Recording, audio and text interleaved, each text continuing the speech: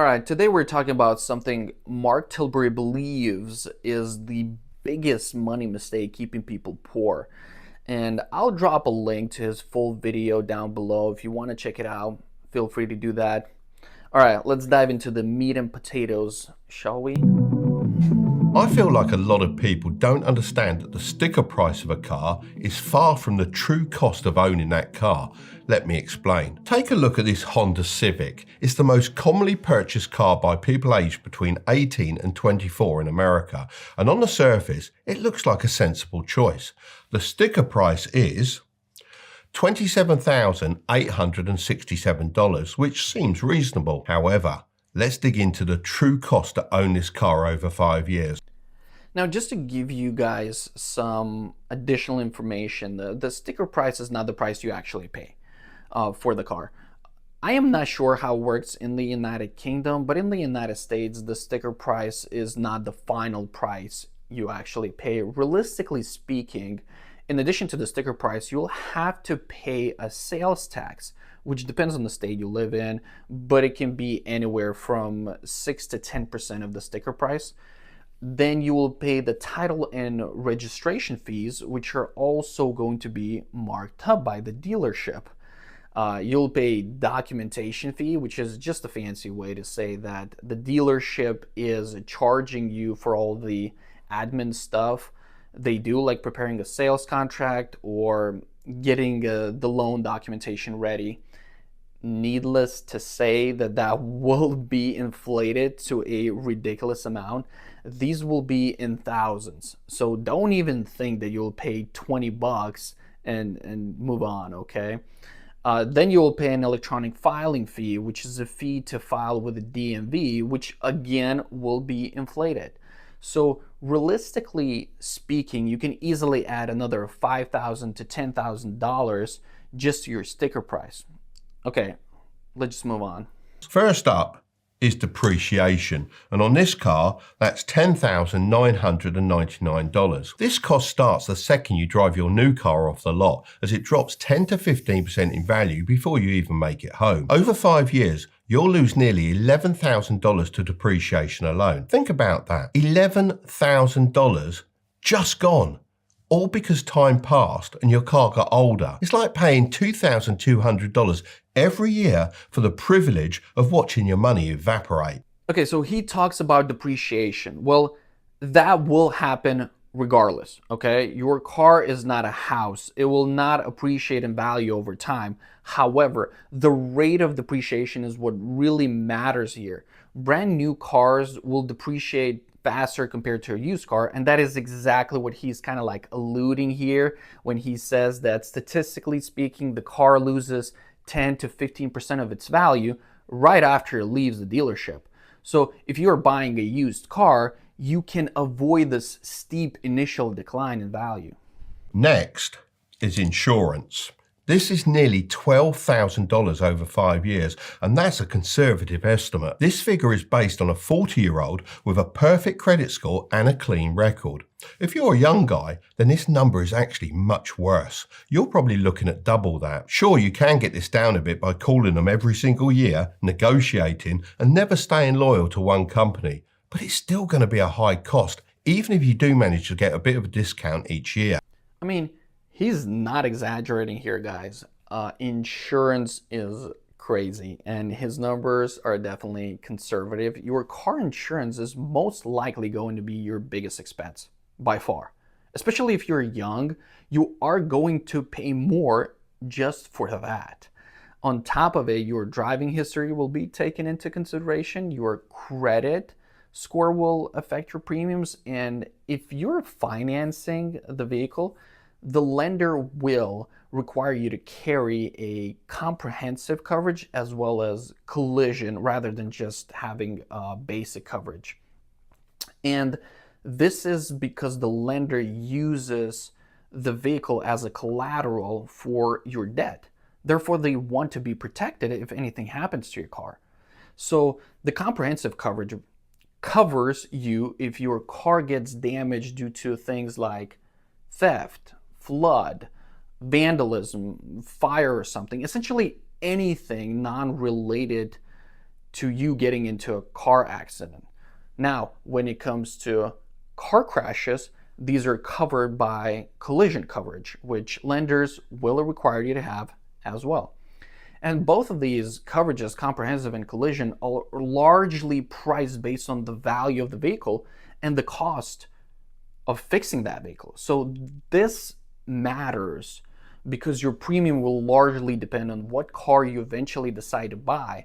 So buying a Toyota will not only cost less initially, but also will save you on insurance compared to buying a car like Mercedes or BMW.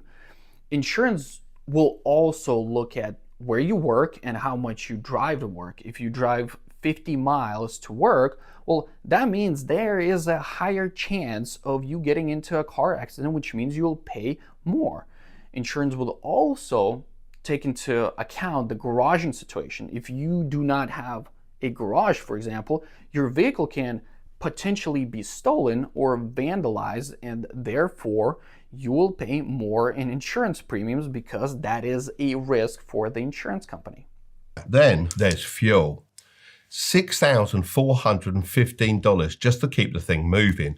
This is actually getting so expensive. Now for financing.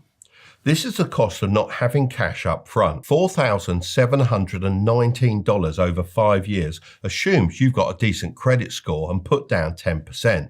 But if your credit score is bad, then you could be looking at 15 to 20% interest rates instead of the 6 to 6.5% I'm showing here. Okay, he talks about fuel, which is an obvious cost, then financing, which is essentially the interest you will pay on the loan. But keep in mind that interest is front-loaded, so your initial payments will be majority interest and only a very little portion will go towards paying down the loan itself.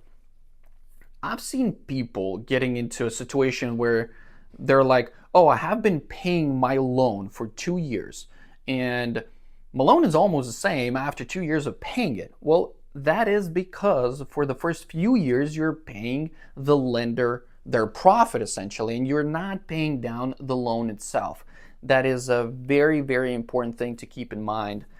Then he touches on maintenance, repairs, and then talks about parking and toll fees. So yeah, owning a car is pretty dang expensive. This is where it gets really painful. Let's look at a 5-year comparison between someone that chooses the car and someone that chooses to invest. If you decide to choose the new Honda Civic in our example, then after 5 years, you'll only be left with $19,295. This is of course after reselling the car at its current market value. That's assuming it's been well maintained with minimal damage. That's a loss of over $27,000 in net worth. No wonder it's such a wealth killer. However, if you choose to take that same $780 monthly payment and stick it into an S&P 500 index fund based on the historical average return of around 10% per year, after 5 years, you'd have approximately $60,016. Of course, past results can't guarantee future returns. However, if it followed the same historical pattern, then that would be a gain of over $13,000 in net worth. That's a price difference of $40,721. That means by choosing the car over investing, you could be giving up $40,000 of wealth. Most people repeat this cycle every few years for their entire working lives. This is just one example of putting your money to work. You could choose to invest in starting a side hustle, buying a rental property, or even launching your own full-blown business. The key is getting your money working for you instead of against you. That's not even mentioning individual stocks and crypto, although they are riskier investments. But to put it into perspective, if you'd invested that same $46,821 in Microsoft stock 5 years ago instead of the Honda Civic, you'd have seen a 224% total return, turning your money into over $150,000 today. Think about that for a second. The same money that bought you a depreciating car could have bought you a small fortune in one of the world's most successful companies. Okay, this is where he just completely lost me. I'm genuinely starting to question if English language still means anything in 2025. Mark's whole point is here Don't buy Honda Civic for $28,000 and invest the money instead, and you'll have 60K in 5 years. Seriously? That's not an opportunity cost. That's like saying the opportunity cost of eating lunch is becoming a millionaire because you could have just skipped the sandwich and bought Bitcoin in 2010. I mean, why even stop here then? You know, the opportunity cost of paying rent is so high when you obviously could have just moved to LA, set up a tent there under the bridge, and put the rent money into Nvidia back in 2015. Or why don't you just, I don't know, eat grass from the park and day trade the savings? If you just ate some hay for a few months in 2021 and invested the savings into Dogecoin while it was ripping, you could have literally be retired by now. You know what I mean? Like next time you want something to drink, just go lick a freezer at 7-Eleven and invest the savings and retire in 10 years. Simple. Easy. I mean, this is ridiculous. Listen, guys, the opportunity cost is the value of the next best alternative that is actually feasible and comparable in terms of utility and the benefit it provides. So the real opportunity cost is, do I buy a brand new car or do I buy the exact same car with 30,000 miles on it for $20,000 less and invest the difference? Or should I buy a slightly more expensive Mercedes or cheaper Toyota? And if I do buy Toyota, how am I utilizing the savings? You know, that's the real choice. Both options get you to work, both options have AC, both allow you to function normally within the society. And then later he suggests that you can use the savings of not buying a car and start a side hustle or buy a rental property. I mean, sure, buy a rental property and then take a jog from Miami to Orlando to take a look at it. And guys, the example he gave about investing in Microsoft instead of buying Honda Civic is just the pinnacle of this whole madness.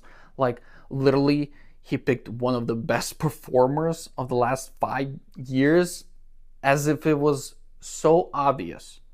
You know, guys, hindsight is always 2020, and making these ludicrous statements is just so disingenuous because you can always make these scenarios so extreme.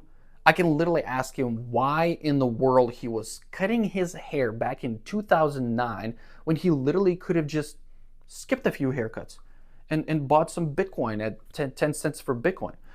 You know, you know what I mean? So I know I'm ranting here, but this is just absolutely crazy to me.